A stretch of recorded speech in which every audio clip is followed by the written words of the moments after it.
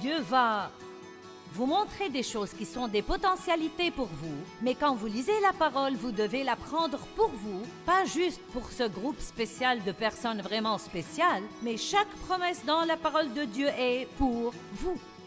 Elles sont toutes pour vous. Dieu veut vous bénir. Dieu veut vous promouvoir.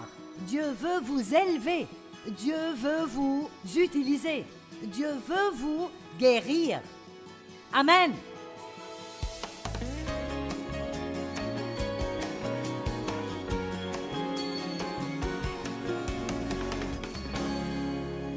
Deutéronome chapitre 1, verset 20.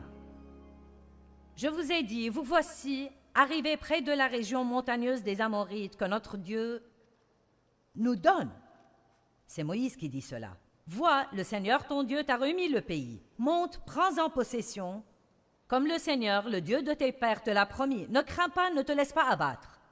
Alors vous êtes tous venus à moi et vous m'avez dit, envoyons donc des hommes devant nous. Ils feront pour nous une reconnaissance du pays ainsi qu'un rapport sur le chemin où nous devrons monter et sur les villes où nous arriverons. Cela m'a paru bon et j'ai pris parmi vous 12 hommes et je les ai envoyés. Ce sont les 12 espions qui sont entrés faire une reconnaissance dans la terre promise. Et effectivement, le verset 25 dit, ils y ont cueilli des fruits du pays et nous les ont rapportés. Ils nous ont déclaré, le pays que le Seigneur notre Dieu va nous donner est un bon pays. Regardez le verset 26. Pourtant, vous vous êtes révoltés contre les commandements de votre Dieu en refusant d'y aller. Je n'ai pas le temps de tout lire, mais plus loin. Ils ont décidé, bien maintenant, nous y irons. Et Dieu a dit, n'essayez pas d'entrer maintenant, parce que je ne suis pas avec vous. Vous auriez dû y aller quand je vous l'ai dit. Donc les voilà, arrivés à la frontière de la terre promise, et quand Dieu leur a dit, maintenant c'est le moment de posséder le pays, ils n'y sont pas allés, ils se sont rebellés contre Dieu, et ils ont erré encore 38 ans dans le désert, et beaucoup d'entre eux, ils sont morts. Bon, maintenant, je veux vous enseigner une petite leçon. Quand Dieu dit, il est temps de vous occuper de quelque chose,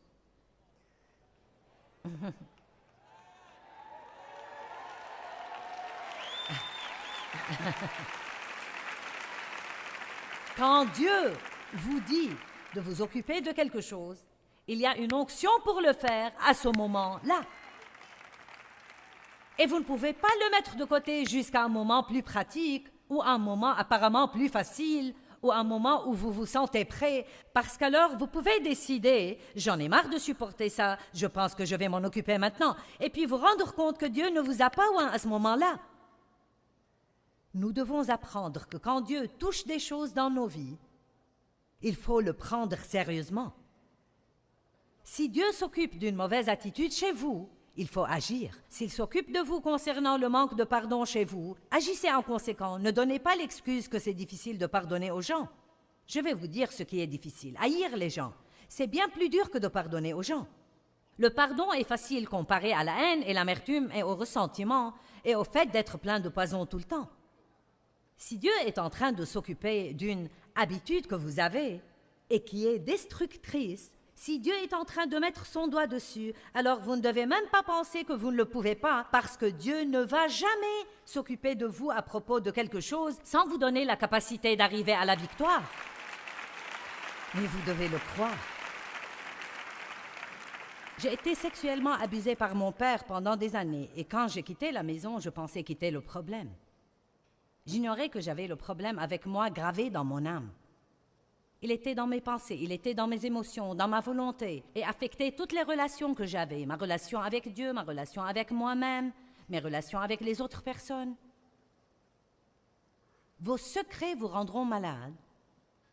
Et quand Dieu dit qu'il est temps de s'occuper des choses, alors il est temps de le faire.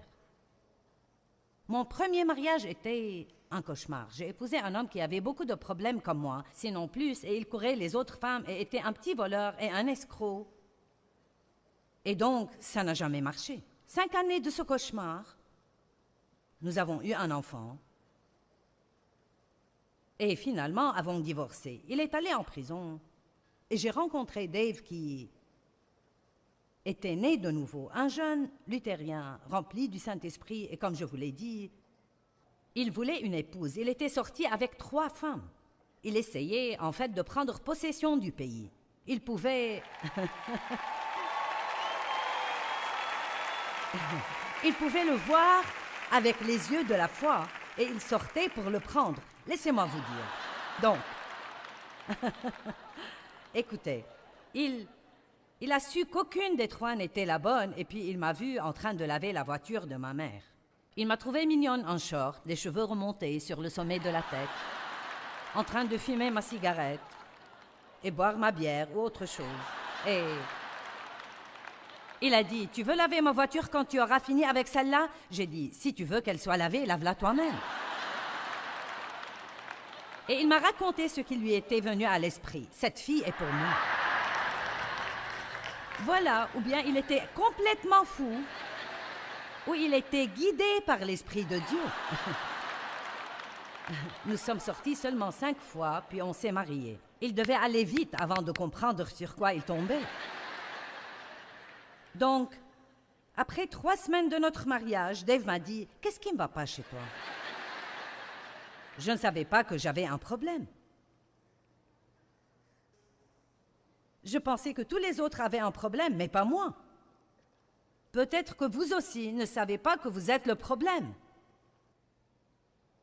Vous me regardez sur l'écran de télé. J'ai dit, peut-être que votre problème, c'est de ne pas savoir que vous êtes le problème. Vous pensez que je parle aux personnes ici dans cette salle, mais non, je vous parle à vous. C'est un fait, je fais tout ça principalement pour vous. Attrapez! Ne vous allongez pas dans votre lit avec la télécommande dans la main et ne changez pas de chaîne car je serai aussi sur l'autre chaîne.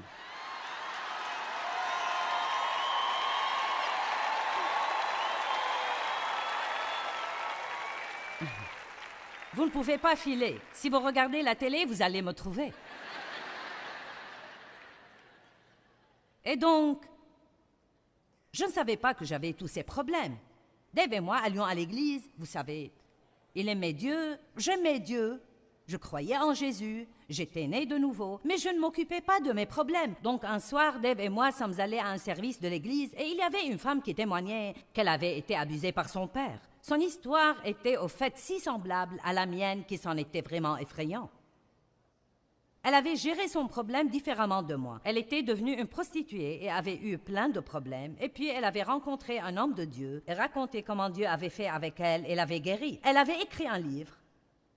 Et Dave m'a acheté le livre car il avait su que j'avais été abusée. Je lui ai partagé ce qui m'était arrivé. Et il me l'a donné. Et le matin suivant, j'ai ouvert le livre et j'ai commencé à lire son histoire. Et quand elle expliquait les choses que son père lui avait faites, elle correspondait à ce que mon père m'avait fait, et j'ai senti la douleur venir en rugissant à travers mon âme, parce que j'avais tous ces trucs soigneusement enfermés derrière des portes closes, et je ne m'en occupais pas. Et j'ai jeté le livre à travers la pièce, et j'ai dit, je ne vais pas lire ce livre. Et j'ai entendu le Saint-Esprit dire très délicatement mais fortement, c'est le moment. C'est le moment. Et peut-être que Dieu pourrait vous parler ce soir et il parle à certains qui regardent la télé ou qui écouteront le CD plus tard. C'est le moment. Il est temps d'arrêter de tourner et tourner autour des mêmes montagnes en accusant quelqu'un d'autre pour tous vos problèmes, regardant toujours vers votre passé sans vision positive pour le futur. Laissez-moi vous dire encore une fois que peu importe ce qui vous est arrivé dans votre passé, peu importe ce qui vous arrive maintenant dans votre vie, ça n'a pas le pouvoir de vous empêcher d'avoir une vie géniale si vous décidez d'une vision positive pour votre futur.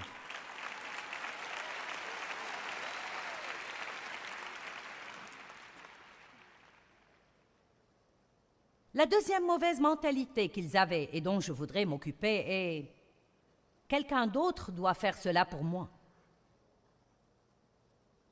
Aujourd'hui, nous appelons ça la mentalité du droit acquis. Quelqu'un d'autre doit s'occuper du désordre que j'ai mis. Quelqu'un d'autre doit le faire. Pas moi, quelqu'un d'autre. Ça s'appelle l'irresponsabilité. Et quelle pagaille nous avons à cause de ça dans notre monde d'aujourd'hui. C'est le moment de prendre la responsabilité. Vous dites, ce qui m'est arrivé n'était pas ma faute. Non, ce ne l'était pas. Ce qui m'est arrivé n'était pas ma faute, mais ce que je fais à ce sujet est ma responsabilité. Et ce que vous faites à ce sujet est votre responsabilité. Allez maintenant. Ce n'était pas ma faute que mon père m'abuse sexuellement. Ce n'était pas ma faute. Ce n'était pas ma responsabilité, mais c'était ma responsabilité de m'emparer de la parole de Dieu que je professais croire et d'arrêter de geindre et de m'apitoyer sur moi-même et de regarder le passé et d'avoir une mauvaise attitude. C'était ma responsabilité. Ce n'était pas quelque chose dont il fallait que je m'attende à ce que quelqu'un vienne faire miraculeusement à ma place. Je devais commencer à obéir à Dieu et faire ce qu'il voulait que je fasse. En Matthieu 20:16, il est dit « Il y a beaucoup d'appelés, mais peu d'élus. » Beaucoup d'appelés, mais peu d'élus. Je crois que beaucoup de gens sont appelés à faire de grandes, étonnantes choses. Je pense vraiment que le monde devrait être époustouflé par les chrétiens. Oui, vraiment. Je pense que nous devrions être les héros du monde. Les gens ont besoin de héros, de gens pour lesquels avoir du respect. Ils ont besoin de gens à admirer, quelqu'un qui leur montre la bonne direction. Chaque petit enfant adore jouer aux super-héros. Mes deux plus jeunes garçons ont tous les costumes de super-héros qu'on puisse avoir. J'en ai même un pour jouer aux super-héros avec eux. J'ai ma propre cape de super-héros. Elle a un J sur le dos avec un éclair en travers.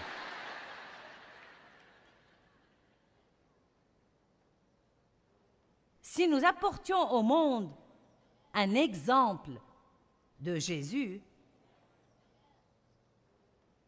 il serait encouragé et aurait de l'espérance. Il y a beaucoup d'appelés, mais peu d'élus. Beaucoup sont appelés à faire de grandes choses, mais peu font de grandes choses, parce que peu de gens prendront la responsabilité de l'appel. L'appel n'est pas la fin, c'est là que le travail commence. D'abord vient l'appel, ensuite vient le travail, ensuite vient le sacrifice, ensuite vient de ne jamais abandonner, ensuite vient d'aller jusqu'au bout.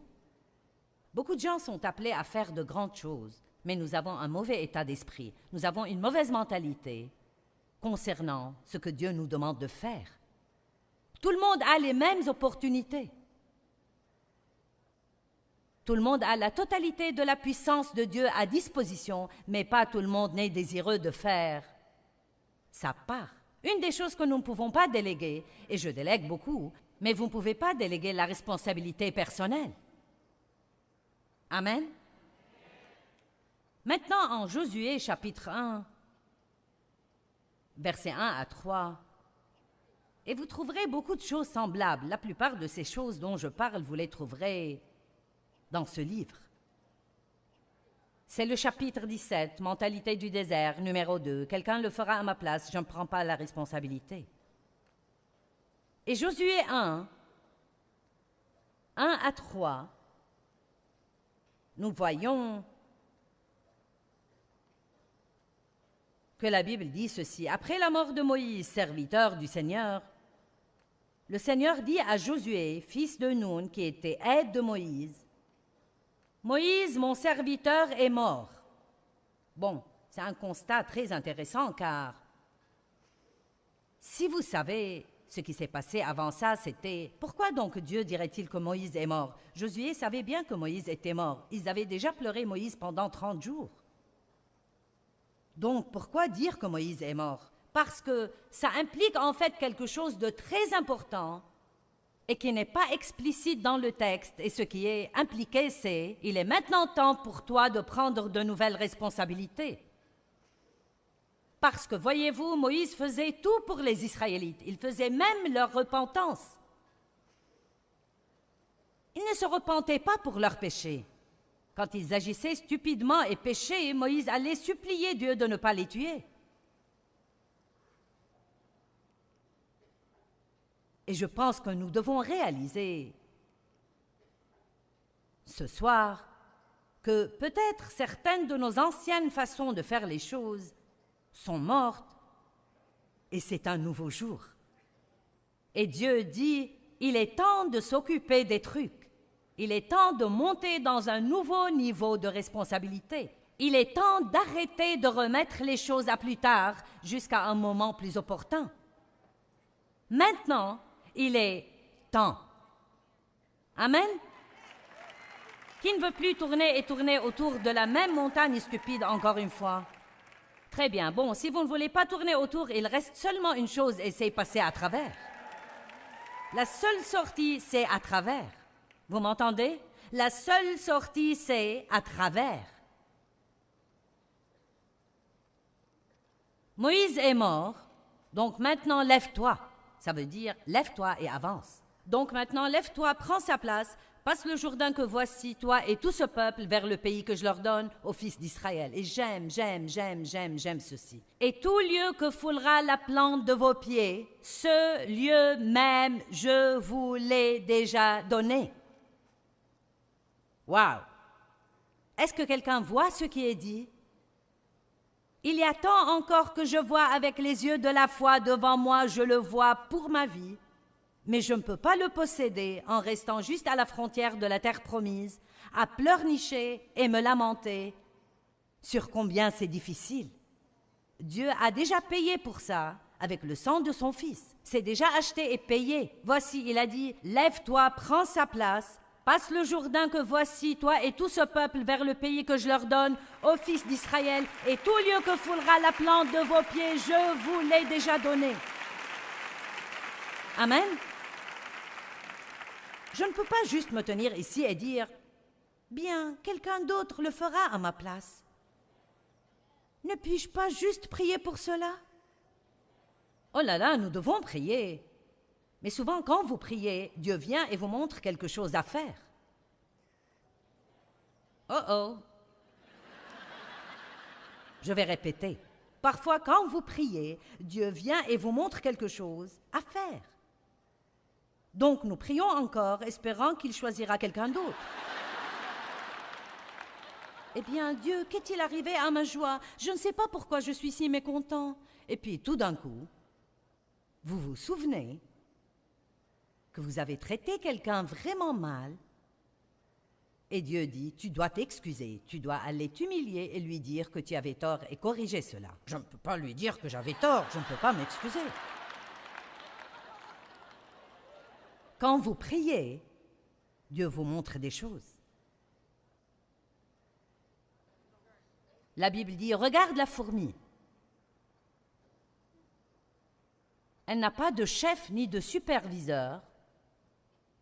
Pourtant, elle travaille dur et fait ce qui est juste. J'aime les gens qui font ce qui est juste sans que personne ne leur fasse faire ce qui est juste. Pouvez-vous vous diriger? Est-ce que vous démarrez seul? Êtes-vous quelqu'un qui fait ce qui est juste quand personne ne regarde? Ou bien ne ferez-vous ce qui est juste que quand quelqu'un vous le fait faire? J'avais un frère comme ça. J'ai dit que j'avais un frère parce qu'il n'est plus avec nous. 10 ans plus jeune que moi, mon seul proche. Très jeune, à cause de toutes les choses que nous vivions, il est entré chez les Marines quand il avait 17 ans, a fait la guerre du Vietnam et est devenu toxicomane.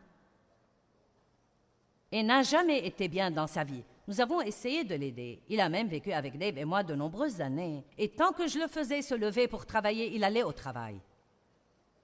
Tant que je lui disais quoi faire, il le faisait. Si nous étudions la Bible avec lui, il l'étudiait. Mais à chaque fois qu'il se retrouvait seul, il ne pouvait se gérer lui-même et il retournait là où il avait été. Et tristement, mon frère, qui aurait pu faire partie de ça, voyager dans le monde, aider les gens tout autour du monde, est mort dans un immeuble abandonné à Los Angeles il y a à peu près 3 ans, à l'époque de Noël. Peu importe qui est votre famille, le fait que sa sœur soit une évangéliste, une prédicatrice à la télé et aide les gens à travers le monde, ça n'a pas compté pour lui. Il devait prendre ses responsabilités. Vous ne pouvez pas vous en sortir avec une foi de seconde main. Découvrez ce à quoi vous croyez. Amen.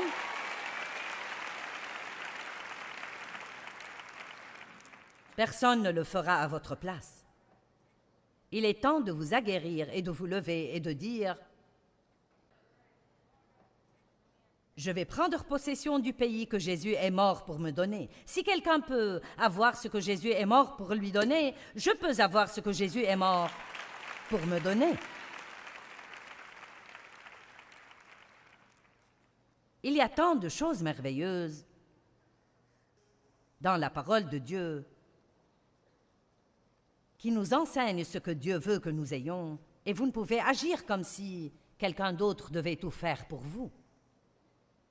Les gens les plus heureux du monde sont les gens les plus actifs dans le monde.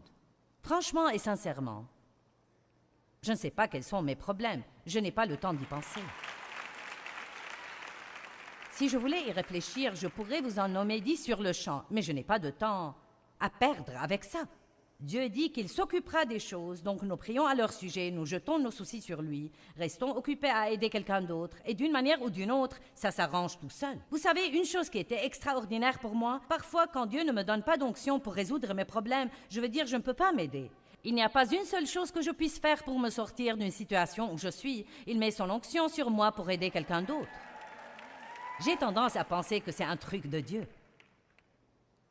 Quand vous ne pouvez pas vous aider vous-même, semez dans la vie des autres, alors Dieu apporte une récolte dans votre vie. La vie est trop difficile. C'est vraiment trop difficile. Trop difficile. Je suis tellement fatiguée d'entendre les gens dire ça. Trop difficile de pardonner. Rends-moi les choses faciles, Seigneur. Je ne peux pas le faire si les choses sont difficiles. Ça ne marche pas. Deutéronome 30, 11.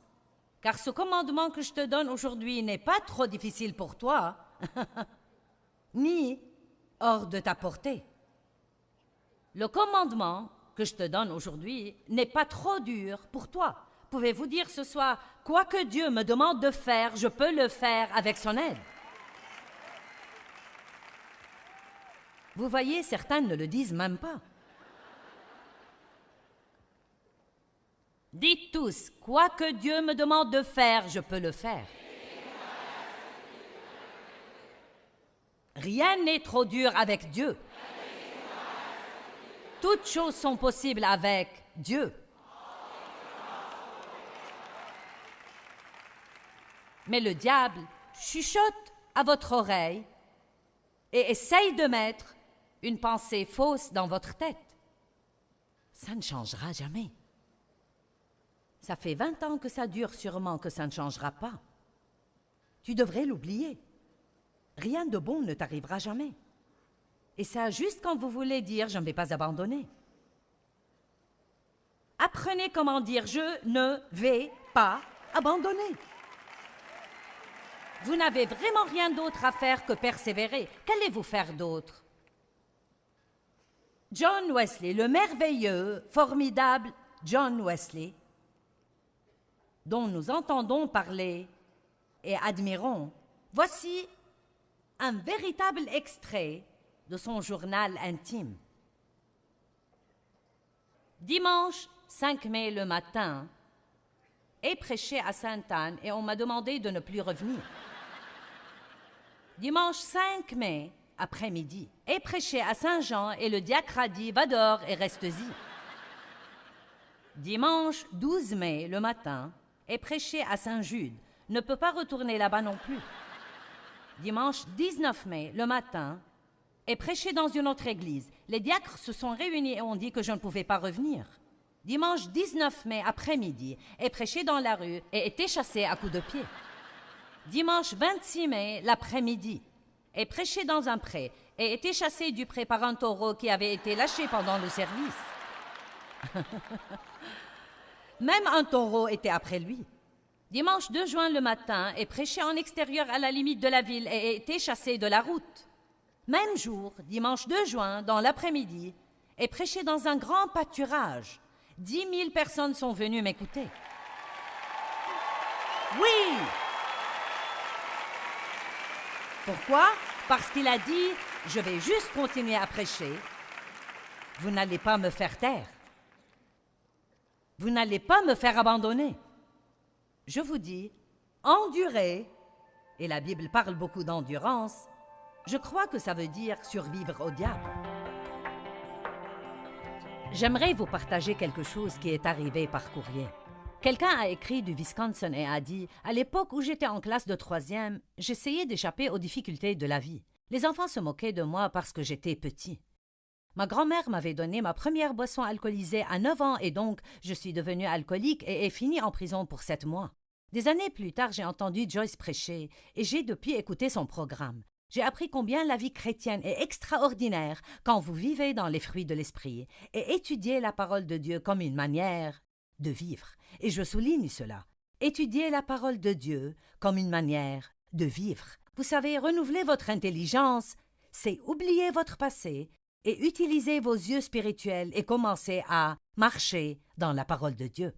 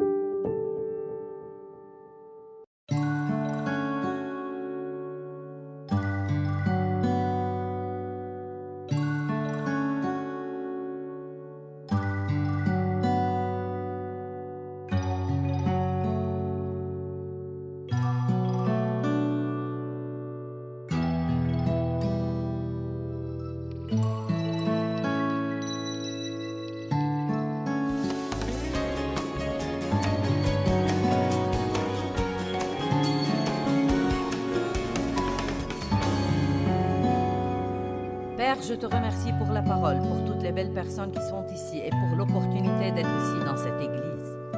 Je prie que quand la parole sera proclamée, les gens soient guéris. Le psaume 107, 20 dit que tu envoies ta parole et que tu les guéris et les délivres de la fosse et de la destruction.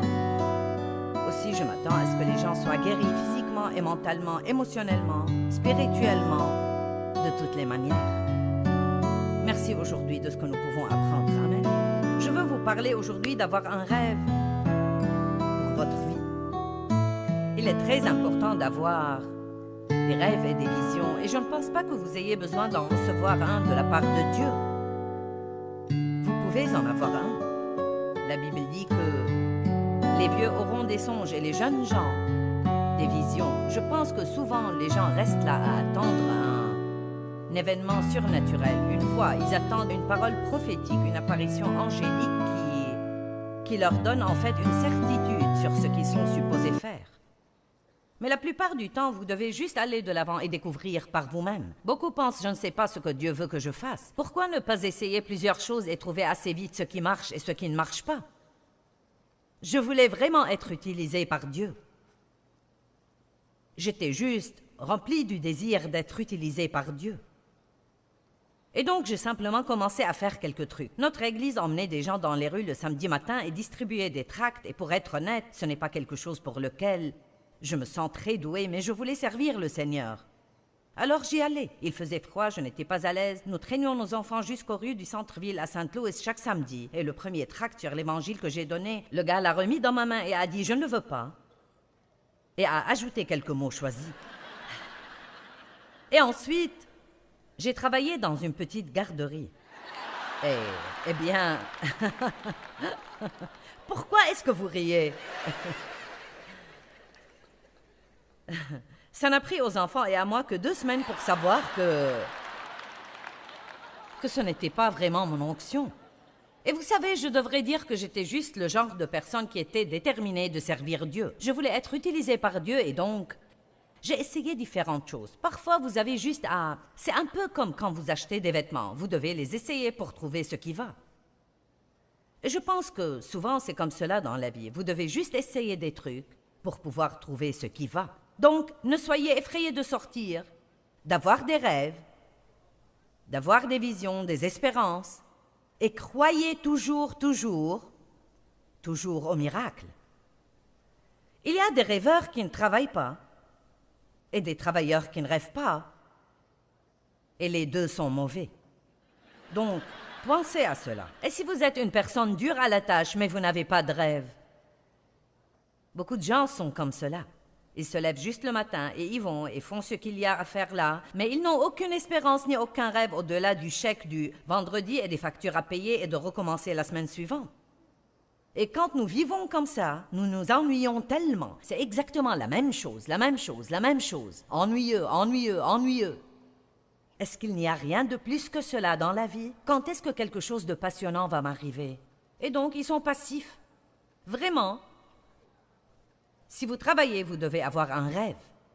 Vous devez avoir une espérance pour ce que vous allez faire avec le fruit de votre labeur. Vous devez croire que vous pouvez monter plus haut. Vous devez croire que Dieu va faire quelque chose de plus grand avec vous. Et puis, il y a des rêveurs qui ne travaillent pas. Et ça, c'est vraiment fou, parce que la Bible dit, en Ecclésiaste 5:3, « Un rêve se réalise avec beaucoup de travail et un effort pénible. » Je vais le répéter, car certains ont un rêve, mais si vous n'êtes pas désireux de faire le travail, et même parfois passer par la partie pénible. Vous savez, je crois qu'avoir un rêve, c'est comme être enceinte. Il se peut qu'il y ait des femmes qui accouchent sans absolument aucune peine, mais il n'y en a pas beaucoup. Et je pense que si vous voulez donner naissance à quelque chose, vous devez réaliser que ça implique davantage que d'avoir des idées brillantes. Vous avez un rêve, une vision, vous avez une espérance, un plan.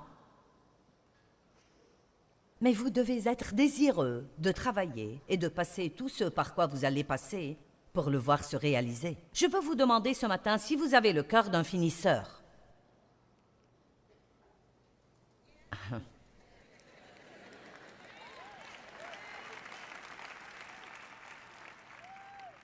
En Jean 17:4, Jésus a dit « Père, glorifie-moi auprès de toi-même, car j'ai achevé l'œuvre que tu m'as donnée à faire. » Et je ne sais pas comment vous expliquer cela. C'est un de ces trucs surnaturels. Il y a probablement 15 ou 20 ans, j'ai lu ce passage un jour. Alors j'étais assis sur ma chaise où je priais et j'ai commencé à pleurer. Et j'ai su à ce moment-là qu'il était extrêmement important pour moi de finir ce que Dieu m'a donné à faire. Vraiment, ce n'est pas si difficile de commencer. Tout le monde est excité, tout le monde est enthousiaste.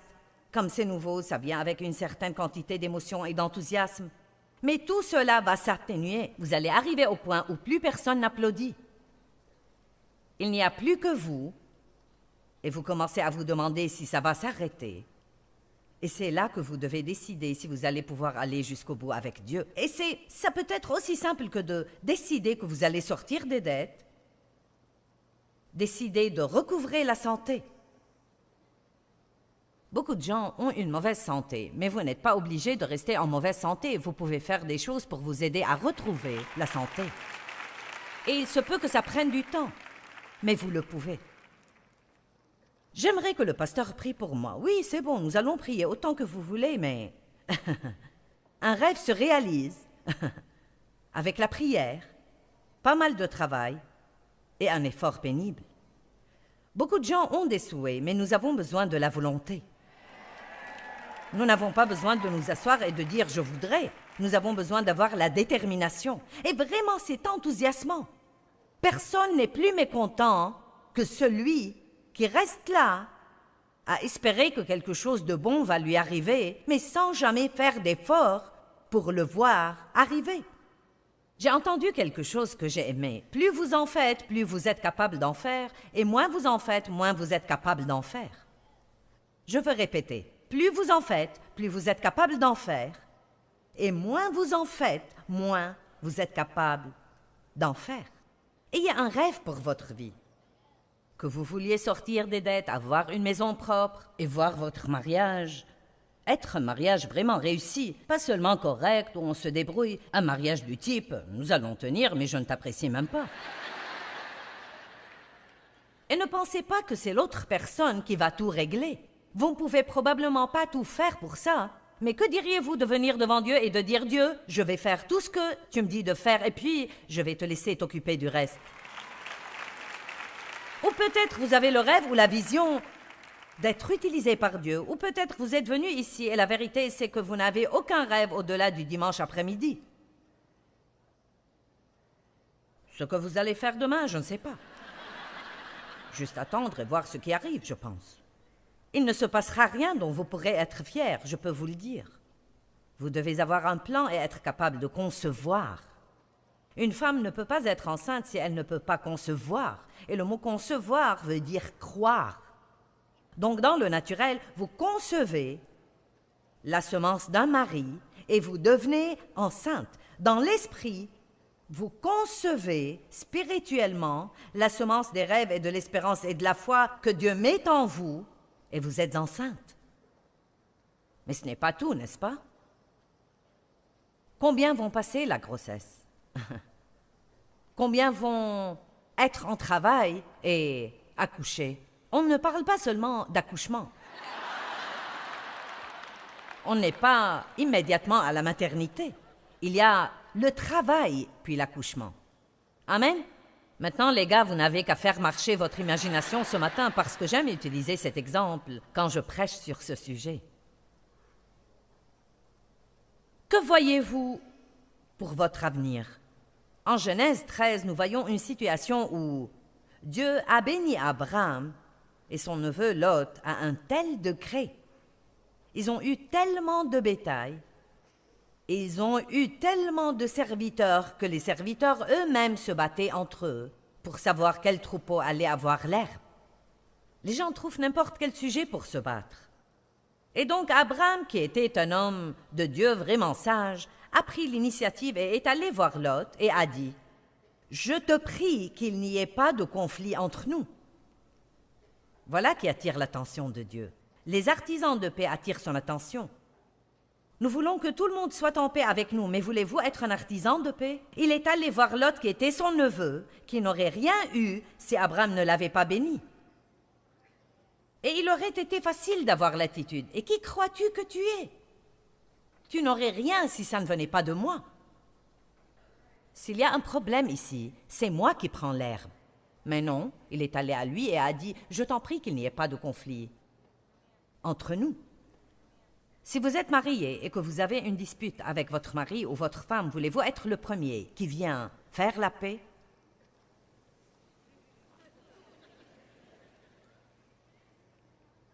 Ce n'était pas ma faute. La Bible ne dit pas de vous excuser si ce n'était pas votre faute.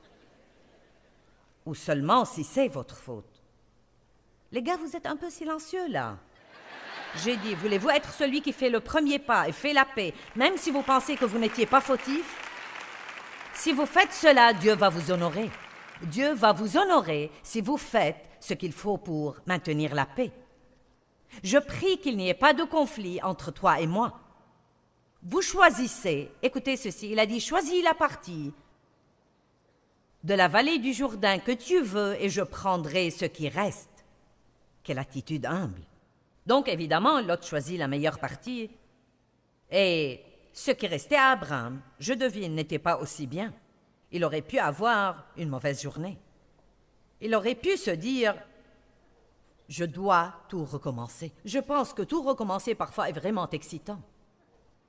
C'est un fait, je travaille sur un livre en ce moment qui ne sortira pas avant 2 ans, mais il est appelé « Il n'est jamais trop tard pour commencer à nouveau ». Et je veux que les gens ici sachent que c'est jamais trop tard. Vous n'êtes jamais trop vieux, vous n'êtes jamais trop jeune, vous n'avez jamais eu trop de problèmes, vous n'avez pas eu trop de quoi que ce soit. Il n'est jamais trop tard pour recommencer à zéro. Avec Dieu, vous pouvez avoir le rêve ici aujourd'hui que votre vie va devenir meilleure. Vous pouvez avoir le rêve que vous allez faire quelque chose de grand, le rêve de ne plus être endetté. Vous pouvez avoir le rêve d'être en paix dans la maison. Vous pouvez avoir le rêve de voir vos enfants restaurés. Mais si vous ne croyez pas à quelque chose, vous n'allez rien avoir. Je préfère croire à beaucoup et n'en obtenir que la moitié qu'à un peu et l'avoir tout. Donc, en Genèse 13, verset 14, après que Lot se fut séparé d'Abraham, le Seigneur dit à Abraham, « Porte ton regard depuis l'endroit où tu es, vers le nord et le sud, vers l'est et l'ouest. Tout le pays que tu vois, je te le donnerai. » Donc il a dit, « Ok, monte sur le sommet de cette montagne, sors de cette fosse de dépression, sors du découragement, Monte quelque part où tu peux avoir une plus grande vision. Regarde au nord, au sud, à l'est et à l'ouest. Et quoi que tu vois, je te le donnerai à toi. Que voyez-vous aujourd'hui? Vous, les gars, avez besoin de ça. Je vois votre manière d'agir. Et puis, il continue et dit plusieurs autres choses. Et puis, verset 17, et j'aime vraiment cela. Il est dit, « Lève-toi et marche à travers le pays, en largeur et en longueur, car je vais te le donner. » Donc, il lui a dit de faire deux choses. Il a dit, « Va voir quelque chose, maintenant marche-y. Va voir quelque chose, maintenant marche-y. » Il y a de nombreuses années, alors que j'étais en train d'écouter le tout premier enseignement sur une cassette que j'ai écoutée, j'avais été touchée par Dieu formidablement juste quelques semaines auparavant, et j'avais été puissamment remplie du Saint-Esprit. Et quand Dieu touche votre vie de cette façon, ce n'est pas juste pour que vous ayez la chair de poule, mais il est en train de vous équiper pour faire quelque chose. Équiper. Qui croit qu'il a reçu l'onction? Vous êtes loin pour faire quelque chose. Si ce n'était pas pour faire quelque chose, alors il n'y aurait pas d'onction. Nous ne sommes pas loin pour renoncer. Nous ne sommes pas loin pour être fainéants. Nous sommes loin pour voir quelque chose dans l'esprit et pour le réaliser dans nos vies. Ce jour-là, alors que j'écoutais cet enseignement qui était pris de Marc chapitre 4, intitulé « Traverser jusqu'à l'autre côté », et j'avais été dans l'église depuis de nombreuses années, mais je n'avais jamais entendu quelqu'un prêcher 1 heure entière. Nous avions des sermons de 15-20 minutes. Je ne pouvais pas croire que quelqu'un puisse prêcher pendant 1 heure entière sur un seul verset et que je pouvais être intéressée. Pourquoi est-ce que je l'ai apprécié? C'était loin. Et là où il y a l'onction, vous pouvez écouter toute la journée, parce que ce n'est pas vraiment une personne qui vous parle, c'est Dieu qui utilise cette personne pour vous parler. Et ça ne tombe pas juste dans votre tête, ça descend dans votre cœur et vous témoignez que c'est une parole qui vient de Dieu. Et après avoir entendu cet enseignement ce jour-là, quelque chose est venu en moi comme un rugissement ou un vent puissant, pas quelque chose que j'aurais senti naturellement, mais quelque chose a pris naissance dans mon esprit. Et la façon dont je l'ai entendu était, un jour, tu vas aller dans le monde entier et enseigner ma parole, et tu vas avoir un grand ministère d'enseignement sur cassette. Vous savez, Dieu vous parle dans les termes d'où vous êtes à ce moment. À l'époque, c'était ce que nous avions. Bon, aujourd'hui, à travers les enregistrements, ça sort sur des cassettes et maintenant vous envoyez ces trucs par des trucs électroniques. Mais nous enseignons la parole de Dieu dans 63 langues différentes, dans les 2/3 du monde entier. Donc, maintenant, laissez-moi vous dire que ça a été quelque chose de le faire se réaliser. Ça a été quelque chose en termes de travail et ça a été quelque chose en termes d'efforts pénibles. Mais quand je pense à où j'aurais pu être et à où j'aurais été si je n'avais pas eu de rêve, je me sens très forte à cause de ça. Je peux même dire que je me sens un peu prophétique à ce sujet. Dieu veut que vous ayez un rêve pour votre vie. Certains d'entre vous, vous avez besoin de vous remuer, vous avez eu des problèmes, vous avez eu des souffrances, vous avez été très déçus et vous avez laissé ça prendre le dessus et vous êtes juste un peu comme... Ou peut-être pas totalement, mais comme si vous laissiez tomber. Et je pense que peut-être Dieu m'a envoyé ici ce matin, juste pour vous rendre un peu à la vie, en disant ce que Paul disait à Timothée. Remue-toi, souffle sur cette flamme, ne laisse pas le feu s'éteindre. Souviens-toi de ces prophéties. Souviens-toi de la foi de ta mère et de ta grand-mère. Souviens-toi des choses que Dieu t'a dites. Souviens-toi des promesses de Dieu. Ne regarde pas juste les autres en admirant ce qu'ils font. Toi, fais quelque chose. Dieu est le même Dieu pour chaque personne. Ayez un rêve et réalisez-le.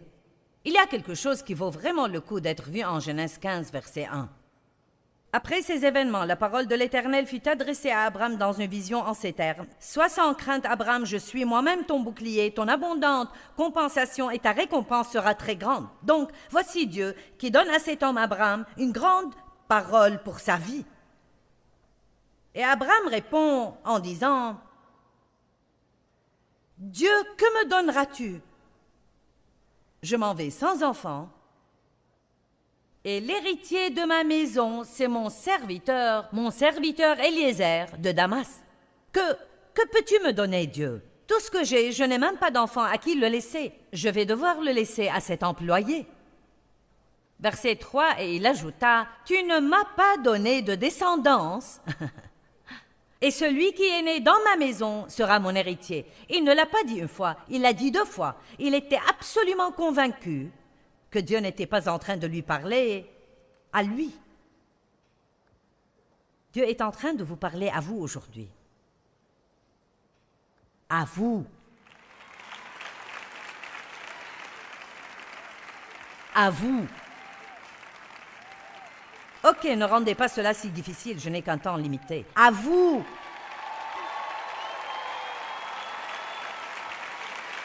Vous savez, vous pouvez... Je peux sentir la mentalité que tant de gens ont aujourd'hui. Vous vous asseyez là et vous admirez Joël, ou vous êtes assis ici et peut-être ce matin vous m'admirez. Bien, vous savez quoi? Dieu peut faire quelque chose d'aussi étonnant à travers vous. Il se peut que ce ne soit pas la même chose, mais ça peut être tout aussi étonnant. Hein?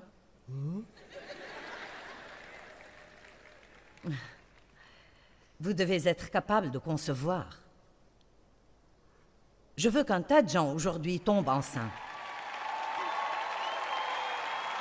Les hommes doivent tomber enceints aujourd'hui. Oui, et vous qui regardez à la télévision, n'éteignez pas la télé parce que j'ai dit quelque chose qui sort du commun. Vous aviez besoin que quelqu'un vous sorte de votre boîte. Amen. Maintenant, écoutez ce que Dieu a dit. J'aime ça, j'aime ça, j'aime ça, j'aime ça. Alors la parole de Dieu s'adressa à lui en ces termes, verset 4. « Ce n'est pas lui qui héritera de toi, mais celui qui sortira de tes entrailles héritera de toi. » Mais il y avait un énorme problème parce que Sarah ne pouvait plus porter des enfants. Si je peux rendre cela très clair pour que nous le comprenions très vite, elle était une femme déjà très âgée. Et lui n'était pas capable de faire ce qu'il avait besoin qu'il fasse. De faire cela. Je viens d'entrer sur un terrain dont je ne sais plus comment sortir. L'un des deux avait environ 90 ans et l'autre 100. Et donc, voilà Dieu qui dit, « Oh vous, je vais vous bénir et je vais vous multiplier. Et vous allez être ceci et cela. » Et lui, « Je n'ai même pas d'enfant. » Et puis la deuxième fois, il dit, « Je n'ai même pas d'enfant. » Et Dieu lui dit, écoutez, verset 5. Il le fit sortir de sa tente sous les étoiles et lui dit, « Contemple donc le ciel, compte les étoiles, si tu peux les compter. » Puis il lui dit, « Telle sera ta descendance. » Et Abraham eut foi dans le Seigneur. Maintenant, écoutez. Il y a quelque chose que nous ne voulons pas rater. Pourquoi Dieu a-t-il dû le faire sortir de sa tente? Parce que parfois, quand nous contemplons trop longtemps le problème, la même vieille tente, les mêmes 4 murs, les mêmes factures, pas d'argent, mal au dos, les enfants bruyants, les couches sales, la vaisselle sale, le réfrigérateur qui est encore cassé. Je vieillis, tout ce qui était là en haut est descendu en bas. Vous regardez la personne à qui vous êtes marié, tu as perdu tes cheveux, tu as de la brioche, vous savez. Dieu dit, sors de là. Arrête de contempler tout ça. Sors de là et reçois une vision. Lève les yeux. Regarde ce que j'ai fait. Regarde ce que j'ai créé. Amen. Ouh! Alléluia. Et certains de vous, vous devez sortir de votre tente quand vous vous sentez couler. Allez vous promener. Allez regarder une montagne. Si vous n'en avez pas, allez regarder une colline. Faites quelque chose. Sortez avec quelqu'un qui va vous encourager. Allez à l'église. Allez écouter de la bonne musique. Mais pas en restant assis à vous dire que rien de bon ne va jamais vous arriver. Rien de bon ne va jamais vous arriver si vous ne croyez pas fermement dans l'Esprit Saint que si Dieu peut le faire pour quelqu'un, il peut aussi le faire pour vous.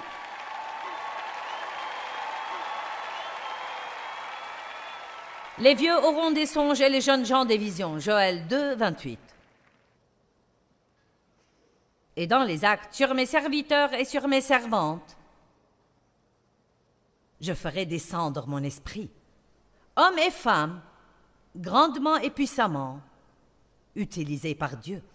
Vous savez, j'ai un rêve. Eh bien, que reste-t-il à rêver? J'ai tellement fait. D'abord, tant qu'il y a sur la terre des gens qui ne connaissent pas l'Évangile, j'ai le rêve de les atteindre. Et nous nous asseyons et discutons tout le temps. Je veux dire, je ne dis pas ceci pour autre chose que de juste étayer mon propos ce matin. Je veux dire, notre ministère est très large et je pourrais juste m'asseoir dans ma chaise à bascule et dire « Oui, j'ai fait ma part ». Récemment, nous sommes rentrés d'Indonésie et je parlais avec mon fils David qui dirige toutes nos missions dans le monde. Et j'ai dit, nous étions en train de parler des endroits dans le monde que nous pourrions atteindre où nous ne sommes pas encore allés. Et j'ai dit, où? Quels sont les endroits les plus arides? Où pouvons-nous aller que nous n'avons pas vu encore? Il a nommé 2 endroits. J'ai dit, et le Japon? Il a dit, ah, tu ne peux pas, on ne peut rien faire au Japon. Il a dit, ils sont vraiment très fermés. Et j'ai dit, je veux que tu ailles là-bas pour voir ce que nous pouvons faire. Bon, c'est quelqu'un de ferme aussi, alors j'ai dit, va et trouve quelqu'un qui distribue des livres. Fais traduire certains de nos livres. Essaye de trouver des églises. Vois ce que tu peux faire là-bas. Regarde s'il y a un moyen pour nous de passer à la télé. Nous n'avons pas pu avoir de télé à Paris, mais nous avons mis un programme sur Internet et nous avons eu des milliers et des milliers et des milliers de gens qui regardent le programme chaque jour sur Internet et aucun gouvernement peut les empêcher de le recevoir quand il arrive par satellite.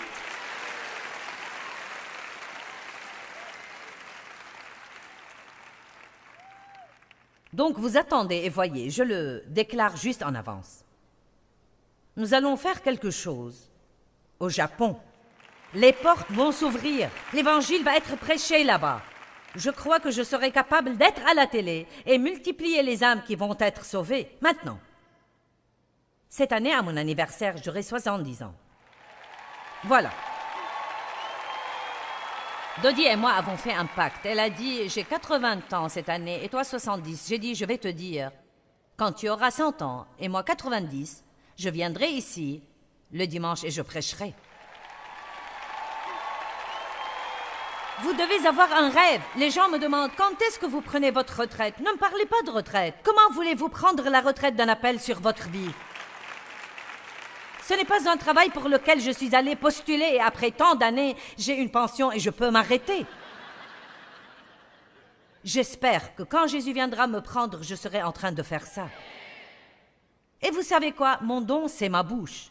Donc même si je dois m'asseoir quelque part, je peux parler.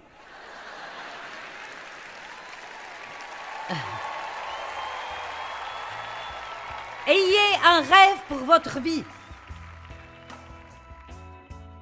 Vous savez, accomplir un rêve donné par Dieu n'est jamais facile, mais ça vaut les efforts et les sacrifices que ça peut nous demander. Ne renoncez pas.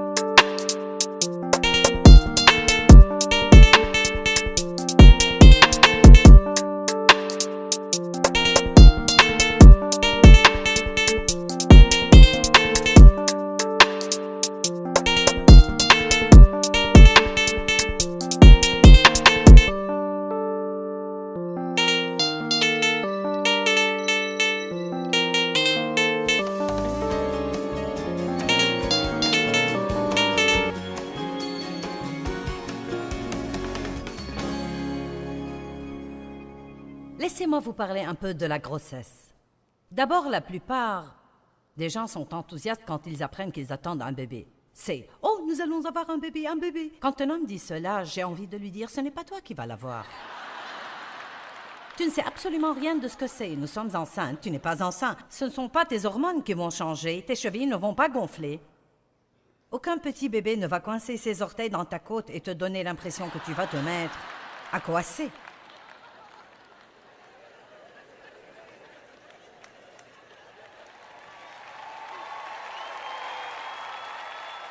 Oh, nous attendons un bébé. Quand vous êtes enceinte, c'est juste comme si vous n'avez jamais... Je veux dire, au début, c'est excitant. Je suis enceinte. Et d'ordinaire, vous êtes comme cela quand personne ne peut dire que vous l'êtes.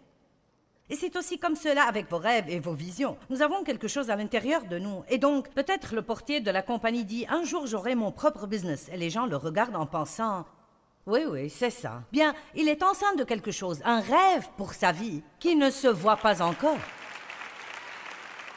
Et certains sont enceints de quelque chose. Vous avez à l'intérieur de vous quelque chose qui est en train de naître, quelque chose qui se roule à l'intérieur, et ça ne vous ferait aucun bien de le dire à qui que ce soit. Parlez-en à Dieu parce que les gens vous décourageraient, vous regarderaient et diraient... Vous auriez dû entendre les trucs que mes amis m'ont dit quand je leur ai dit que je croyais que Dieu m'avait appelé et que j'allais prêcher l'Évangile autour du monde. Je veux dire, c'était comme si j'avais dit une énormité. Qu'est-ce qui m'a donné la fermeté de le dire? Ils riaient de moi. Je me souviens avoir été à un feu de camp une nuit avec plein d'amis de l'église, à cuire des hot dogs et manger des marshmallows. Et quelqu'un m'a dit soudainement « Nous avons entendu dire que tu as dit... que tu avais l'impression que tu vas être à la tête d'un des plus grands ministères qui n'ait jamais été dirigé par une femme. As-tu dit ça ?» J'ai répondu « Oui, je le crois vraiment. » Et elle a dit... Nous en avons parlé et avec ta personnalité, nous ne pensons pas que c'est possible. Mais je suis toujours ici. Et je ne sais pas où ils sont, mais ils ne sont pas ici.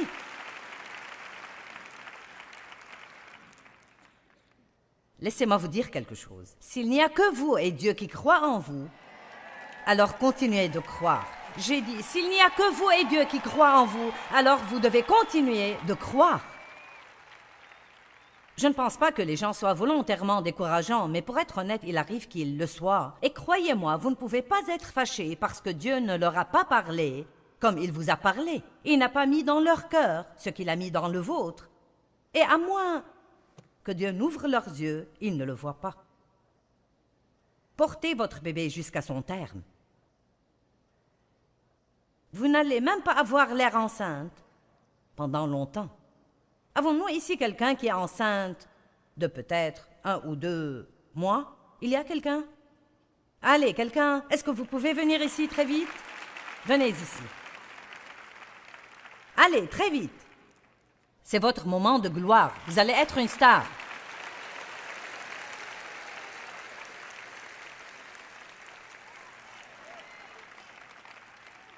Faisons juste cela. Combien de dames ici sont enceintes? Où sont les femmes enceintes dans cette église? Levez-vous si vous êtes enceinte. Est-ce que j'ai quelqu'un? Allons, j'ai besoin de vous. Maintenant, est-ce que nous avons quelqu'un qui va accoucher très bientôt? Quelqu'un qui est enceinte de 9 mois, par exemple? Enceinte de 10 mois? J'ai été enceinte 10 mois. J'ai porté tous mes enfants 10 mois. Allons, est-ce que j'ai quelqu'un ici qui est vraiment comme... Il montre quelqu'un. Les voilà. OK. S'il vous plaît. Très bien. Venez ici. Viens ici, ma chère. OK. Maintenant, nous allons nous amuser un peu ici. Restez juste ici. Maintenant, où est madame qui est sur le point d'accoucher? Venez ici. Oh oui, vous êtes bien. Je veux quelqu'un qui peut juste à peine bouger. Regardez, ne sont-elles pas formidables? Vous allez voir ceci. OK, je vais vous déplacer et la mettre juste ici. La mettre juste ici. Maintenant, oui, vous êtes absolument... OK. Maintenant, pouvez-vous toutes vous tourner sur le côté? Allons, vous êtes juste sur le point de montrer vos ventres aujourd'hui. Tournez-vous juste de côté. Maintenant, c'est comme cela que c'est dans l'esprit. Vous avez toutes sortes de gens, enceints avec toutes sortes de choses dans leur cœur, mais certains d'entre eux, vous êtes... Dites-moi que vous êtes enceinte. Vous ne me paraissez pas enceinte.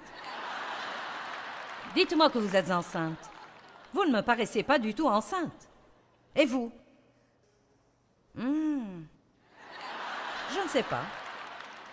Peut-être, mais ce n'est pas sûr. Et vous?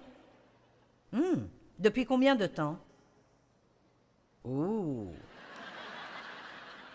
Et qu'en est-il de vous? De combien? 6 mois. Vous voyez? D'accord, je peux dire que vous êtes enceinte. Voilà de quoi il s'agit. Si vous... Bien, quand je suis tombée enceinte de ce rêve de Dieu, plus j'étudiais, plus je me préparais, plus je changeais, assez vite, les gens ont commencé à voir que peut-être il y avait vraiment quelque chose qui se passait. Mais vous voyez, de ce côté-là de l'estrade, personne ne sait. Et ça ne vous fait pas vraiment du bien de le dire. Mais elle est juste aussi enthousiaste qu'elle peut l'être. C'est un fait. Elle est peut-être plus enthousiaste que celle à qui il ne reste que 2 mois. Vous savez? Elle est enthousiaste à l'idée de donner la vie, mais elle n'est probablement plus enthousiaste au sujet d'être enceinte, car quand vous arrivez à ce stade, vous dites « Je veux juste avoir ce bébé ». Oh mon Dieu! De combien êtes-vous enceinte? 20 semaines. Bon. Et vous? 35. Combien dure la grossesse? J'ai oublié. 40. Donc il ne vous reste que 5 semaines. Êtes-vous prête à accoucher? Prête. Prête. OK, applaudissez-les. Bon. Maintenant, écoutez, vous allez recevoir quelque chose. Quand je venais juste de tomber enceinte de mon rêve, les gens me regardaient et disaient « Vous n'avez pas l'air de pouvoir quelque chose pour moi. » Vous savez, quand Abraham regardait Sarah et se regardait, il se disait « Pas moyen. » Amen. J'ai porté tous mes enfants 10 mois complets. Mon docteur disait « Vous êtes la seule qui est enceinte aussi longtemps qu'un éléphant. » Donc, je ne sais pas pourquoi, mais l'un d'eux avait 4 semaines et demie de retard, un avait 5 semaines et demie de retard, et un avait 5 semaines de retard, et un 5 semaines et demie de retard. Maintenant, c'est assez quand vous êtes enceinte 9 mois. Mais quand vous dépassez le terme, vous voulez y aller. Et certains d'entre vous êtes à terme et vous voulez y aller.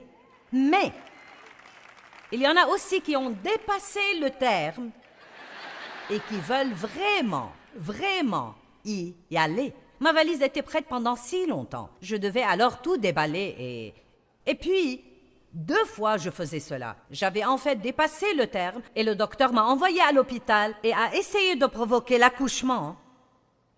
Mais il a dû me renvoyer chez moi. Certains essayent de commencer eux-mêmes leur accouchement. Vous dites « Je suis prêt, allons-y, faisons-le, démarrons ». Est-ce que quelqu'un me comprend aujourd'hui? Je suis prête à avoir ce bébé. Je ne pense pas que je puisse attendre plus longtemps. Mais la durée entière de la grossesse est très importante. Et le temps de la grossesse est la période où les hommes et femmes ou bien tombent sur le côté ou sont formés. C'est dans ces moments où vous en avez tellement marre que vous voulez vous arracher les cheveux. L'un d'eux, mon dernier bébé, pesait 4,5 kg. C'était le seul que j'ai eu alors que j'étais consciente. Les autres étaient bons. Les femmes inconscientes, c'est par là. Dave dormait dans la salle d'attente, puis disait « Nous avons eu un bébé. » Mais quand Danny est arrivé, il laissait les maris dans la salle d'accouchement seulement si les femmes restaient conscientes. Il ne vous donnait rien, je ne sais pas à quoi ça rimait, mais vous deviez rester consciente, sans doute pour qu'ils vous entendent crier. Et donc, il pesait 4,5 kg et était grand. Il mesurait 59 cm. Grand. Donc, non, mais il pensait que j'allais peut-être avoir des jumeaux. C'était avant qu'ils aient des ultrasons et qu'ils puissent savoir. Mais ce petit bébé me faisait mal quand il enroulait ses doigts de pied dans mes côtes. Je pensais que j'allais mourir vraiment bien. Vous savez quoi? Lui donner naissance n'était pas une partie de plaisir. Mais maintenant, 33 ans plus tard, il est le PDG du ministère de Joyce Meyer. Oui! Je suis contente, j'ai accouché. Allons, je suis juste en train de vous supplier aujourd'hui. Ne renoncez pas à vos rêves. Si vous avez un petit rêve, un rêve moyen, un grand rêve, sortez de votre tente, regardez vers Dieu, voyez quelles grandes choses il peut faire, croyez toujours au miracle. Ne laissez pas les gens négatifs vous abattre. Donnez-lui naissance. Oui. Vous savez, quand vous passez quand Dieu est en train de vous préparer pour quelque chose, qui sent que Dieu est en train de le préparer pour quelque chose? Bien, d'abord, dans cette période, vous changez. Quand une femme est enceinte, son corps change. Et pour être honnête, parfois, elle pense qu'elle est vraiment folle. Et quand Dieu veut vous utiliser, parfois vous pensez que vous êtes fou. Et le diable vous dit que vous êtes fou. Qui penses-tu que tu es? Vous savez, quand Dieu m'a appelé, j'ai arrêté d'avoir le désir de faire plein de choses que je faisais. Et tous mes amis pensaient que j'étais devenue cinglée. Je ne voulais plus aller aux ventes aux enchères, ni à des projets de décoration d'intérieur. Je voulais juste étudier et chercher Dieu. Et ils pensaient que nous pensons que tu t'emballes un peu trop. Les gens ne vous comprennent pas. Quand Dieu vous prépare pour quelque chose, parfois vos amis doivent changer. Les femmes enceintes adorent se retrouver avec d'autres femmes enceintes. Et les jeunes mères aussi adorent fréquenter d'autres jeunes mères avec des enfants. Certains d'entre vous pourraient s'aider en ayant quelques amis qui vous encouragent et en vous éloignant des gens qui sucent toute votre force vitale. Amen.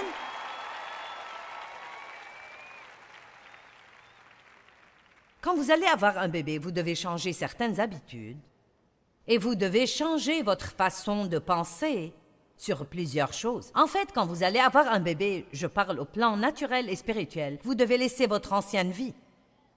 Quelle que soit la chose que vous voulez faire pour Dieu ici, ou disons tout simplement que vous ne voulez plus être endetté car vous n'avez pas tous une vision pour un ministère et ce n'est pas un problème. J'utilise ça parce que c'est ma vie, mais ça peut être n'importe quoi d'autre. Disons juste que vous êtes très endetté et qu'aujourd'hui vous vous dites, vous sentez que quelque chose remue en vous. Peut-être je pourrais ne plus avoir de dette. Peut-être que je pourrais même avoir une voiture neuve, et que je pourrais la payer comptant.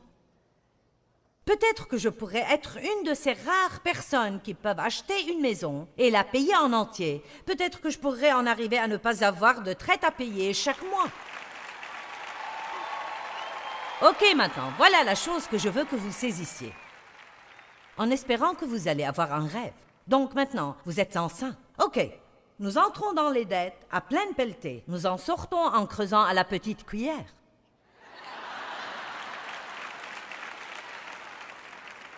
Vous allez devoir changer de vieilles habitudes.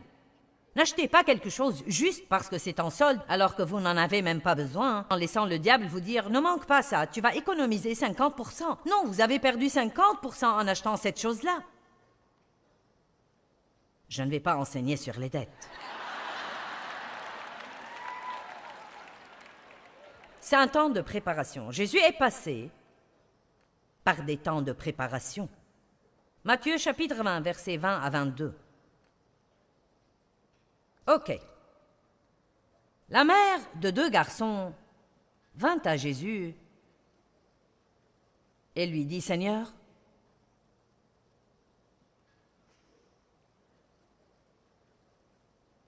donne l'ordre que ces 2 de mes fils soient assis, un à ta droite et l'autre à ta gauche, quand tu viendras dans ton règne. » Matthieu 20, 21. Je veux que mes fils aient une position élevée dans ton royaume. Et Jésus lui répondit, « Femme, tu ne sais pas ce que tu demandes. » Donc, je peux me tenir ici et prêcher sur le fait d'avoir un rêve et de vous mettre à crier jusqu'à ce que le toit ici s'enlève finalement de sa place. Mais ça ne vous ferait aucune justice si je ne vous dis pas ce que ça va coûter de lui donner vie. Et c'est pourquoi beaucoup de gens n'arrivent pas jusqu'au bout. Vous savez, n'importe qui peut entrer ici et juste vous exciter. Mais croyez-moi, si personne ne vous dit comment le réaliser pratiquement, vous allez essayer 1 mois ou 2 mois, et plus personne n'applaudit ni n'acclame, et ça prend plus de temps que vous pensiez. C'est beaucoup plus difficile que vous le pensiez, et ça vous coûte beaucoup plus que vous pensiez devoir payer, et vous êtes si fatigué et vous ne savez pas quoi faire, et c'est là que vous devez décider.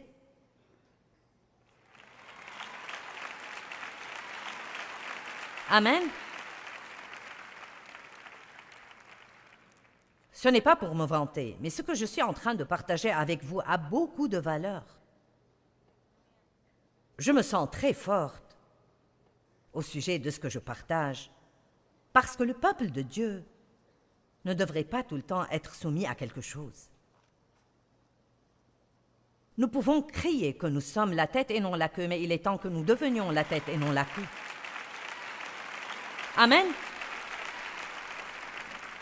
J'ai partagé hier soir sur des choses concernant les derniers temps et comment le monde devrait nous considérer et nous voir. Vous savez, exactement au milieu de toutes les plaies d'Égypte, les enfants de Dieu vivaient dans un lieu appelé Goshen et ils continuaient de croître et de se multiplier et d'augmenter leurs possessions. Nous ne devons pas avoir peur de l'économie. Les économistes ne peuvent pas dicter à Dieu ce qu'il peut nous faire.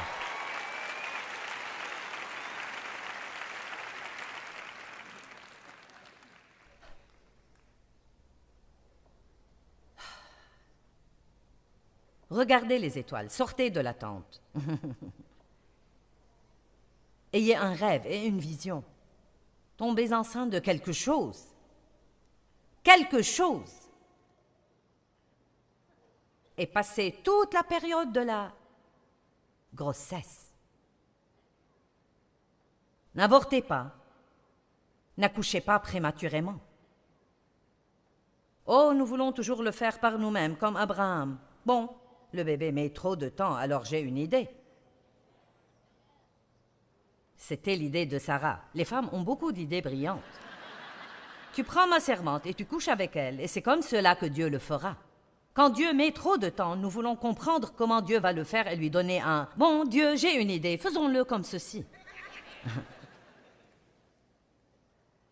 Je me souviens que j'étais pleine de cette vision et je voulais tellement prêcher que je pouvais à peine le supporter et personne ne me l'avait jamais demandé. J'étais dans ma petite maison avec mes 4 enfants et j'avais mon petit rêve et j'espérais juste que le téléphone sonne et que quelqu'un me demande de venir et d'enseigner une étude biblique ou quelque chose. Je pensais que j'allais juste mourir et monter au ciel. Et je voulais tellement enseigner et prêcher. Et je regardais d'autres gens prêcher à la télé. Et dans mon orgueil, que je suis sûre Dieu était toujours en train d'essayer de briser, je pensais, je prêche mieux que ça. Et c'était la raison pour laquelle je n'avançais nulle part. Si vous écoutez le leader de la louange et vous pensez « je peux chanter mieux que ça », c'est pourquoi vous n'êtes pas sur scène. Et je me souviens que j'ai écrit une lettre que j'allais envoyer à tous les pasteurs de ma ville pour leur dire comment j'avais été appelée à prêcher par Dieu et avait cette onction sur ma vie et leur demandant s'ils voulaient que je vienne dans leur église et que je prêche. Oh mon Dieu! Oh mon Dieu! Je suis si heureuse que Dieu m'ait dit « Ne fais pas cela ». Sinon, je me serais juste ridiculisée. Vous savez quoi? J'étais encore enceinte, mais ce n'était pas encore le temps d'accoucher. En fait, quand j'étais enceinte tout le temps, je commençais à demander aux gens quand j'arrivais à 9 mois et demi, « Y a-t-il quelque chose à faire? Prenez de l'huile de foie de morue » et je le prenais. Marcher, je marchais jusqu'à ce que mes pieds me fassent souffrir et je n'accouchais toujours pas. Est-ce que quelqu'un est avec moi? Parfois, quand vous avez attendu jusqu'au moment où vous pensez que vous ne pouvez plus le supporter, peut-être vous vous dites, si mon mari ne change pas, si ses enfants ne changent pas, Dieu, je ne peux pas supporter cela un jour de plus. Je vais aller à ce service et Joyce ferait mieux d'avoir une parole pour moi. Bien, devine quoi, tu l'as reçu.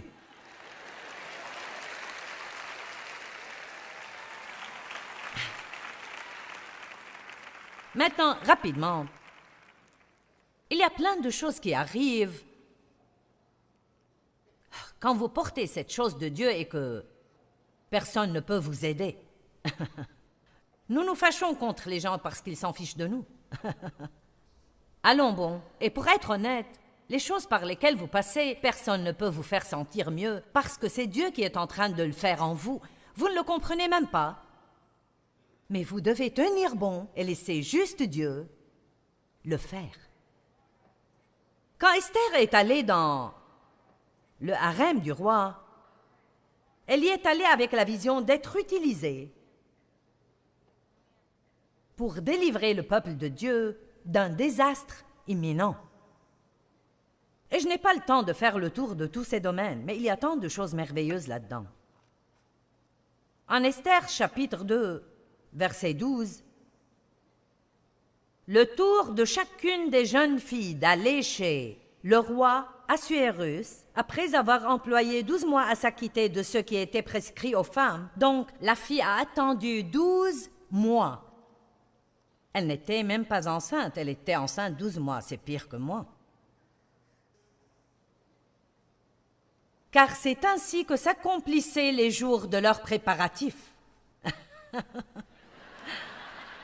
Vérifiez que vous compreniez ça, ne me faites pas répéter. 12 mois. Elle se préparait et faisait des traitements de beauté avant de pouvoir entrer voir le roi.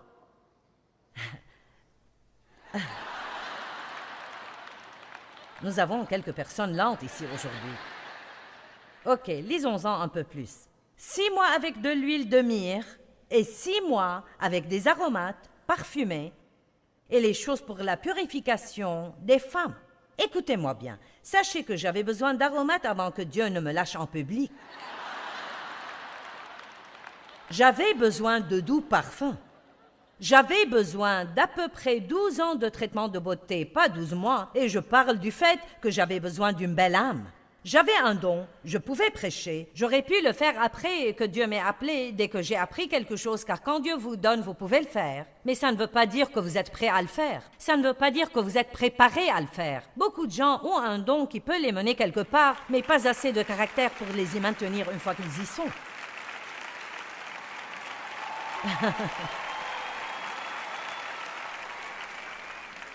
Vous savez ce qui est en train d'arriver à beaucoup d'entre vous maintenant? Vous recevez des traitements de beauté. C'est si bon, je peux à peine le supporter. Vous recevez des traitements de beauté. Je veux dire, Dieu est en train de travailler sur vous. Il change votre façon de parler, il change votre façon de penser, il change votre façon de vous voir. Il change le plaintif en adorateur. Vous n'êtes plus un critiqueur, mais quelqu'un qui complimente et trouve le bon en tout le monde et en toutes choses. Traitement de beauté, nous en avons tous besoin. J'aime cela aujourd'hui. 1 an de traitement de beauté. Jésus et Jean-Baptiste avaient eu des années silencieuses. Que veut dire années silencieuses? Des années pendant lesquelles ils avaient quelque chose en eux. Jésus savait ce qu'il était venu faire et pourquoi il avait été envoyé. Personne d'autre ne le savait et ne le comprenait. Nous le voyons être consacré quand il a 8 jours. Nous n'entendons plus un mot de notre beau Jésus jusqu'à ce qu'il ait 12 ans, quand il est consacré au temple. Bon, et c'est tout? Où était-il toutes ces années? Tout ce que la Bible dit, c'est qu'il grandissait. Et vous ne le voyez plus entre le moment où il a 12 ans jusqu'à ce qu'il commence son ministère public. Donc encore 18 ans complets de passé, et tout ce que la Bible dit, c'est qu'il grandissait. Jean-Baptiste avait un appel de Dieu sur sa vie depuis le départ, et il a été envoyé dans le désert pour vivre comme un homme sauvage. Et tout ce que la Bible dit de lui, c'est qu'il grandissait. Et quand il est sorti, il était un fort et puissant homme, criant et même hurlant « Préparez le chemin du Seigneur !» Dieu peut-il compter sur vous pour accoucher? Certains d'entre vous, votre bébé est engagé. N'oubliez pas, la grossesse est très inconfortable, mais l'accouchement est plus difficile. Et tout ce que le docteur dit, c'est « poussez !» Vous les femmes, si vous avez déjà eu un bébé et qu'un docteur vous a hurlé dans la figure poussée, alors que vous sentiez que tout en vous s'est mis sens dessus, dessous, une femme peut devenir violente. Quand elle se met à crier « Je te tuerai si je tombe encore une fois enceinte !» Je veux dire, les femmes font des choses étranges, mais oh là là, quand vous avez le bébé. Oh, laissez-moi vous dire que quand vous avez le bébé, ça valait vraiment le coup. Je veux dire, le bébé vous fait juste fondre et alors cette chose que vous pensiez que vous ne referiez jamais pour 1 million d'années, ce n'est qu'une courte phase et vous pensez « Chérie, j'aimerais avoir un autre bébé. » Et vous savez quoi? Je peux dire honnêtement que je pense que j'ai eu des bébés toute ma vie. Des bébés spirituels, un après l'autre, après un autre, après un autre. Et chaque fois, vous devez passer par quelque chose, mais oh là là, que ces bébés sont mignons. Pouvez-vous le porter jusqu'au bout? Quelqu'un donne à Dieu une grande louange. Vous savez, accomplir un rêve donné par Dieu n'est jamais facile. Mais ça vaut les efforts et les sacrifices que ça peut nous demander. Ne renoncez pas.